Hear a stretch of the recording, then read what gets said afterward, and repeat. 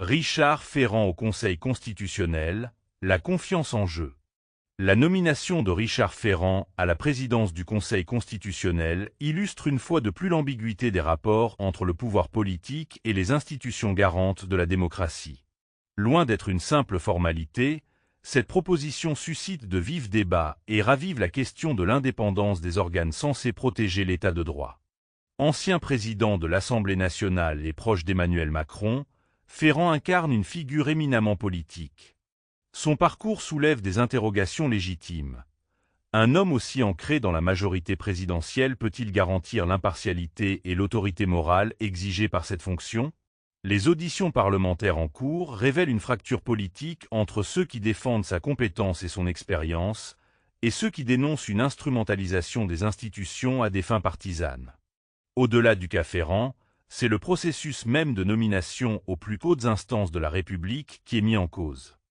L'opacité et l'entre-soi qui président souvent à ces décisions renforcent le sentiment d'une démocratie confisquée par une élite politique qui se recycle indéfiniment. À l'heure où la confiance envers les institutions s'effrite, la France ne peut se permettre d'entretenir le doute sur l'indépendance de ses gardiens constitutionnels.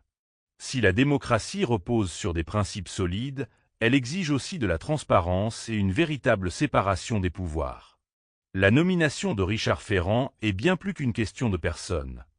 Elle est le reflet d'un système où l'équilibre entre politique et justice est perpétuellement mis à l'épreuve. Reste à savoir si cette nomination viendra le conforter ou, au contraire, l'ébranler davantage.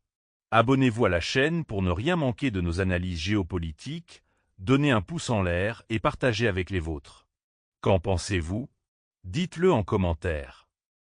#géopolitique, #conflit, #guerre, #international, #Ukraine-Russie, #Israël-Palestine, #Chine, #ONU, #paix, #histoire.